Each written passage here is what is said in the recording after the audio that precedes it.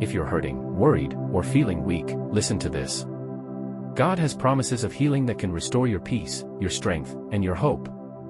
Exodus 15 verse 26, I am the Lord that heals thee. Jeremiah 30 verse 17, I will restore health unto thee, and I will heal thee of thy wounds. Psalm 147 verse 3, he heals the broken in heart and binds up their wounds. Isaiah 53 verse 5, by his stripes we are healed.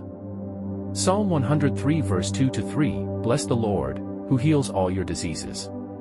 James 5 verse 15, the prayer of faith shall save the sick, and the Lord shall raise him up. 3 John 1 verse 2, I wish above all things that you may prosper and be in health, even as your soul prospers. Isaiah 57 verse 18-19, I have seen his ways, and will heal him. I will restore comforts unto him. Matthew 11 verse 28, come unto me, all ye that labor and are heavy laden, and I will give you rest. Psalm 30 verse 2, O Lord my God, I cried unto you, and you have healed me.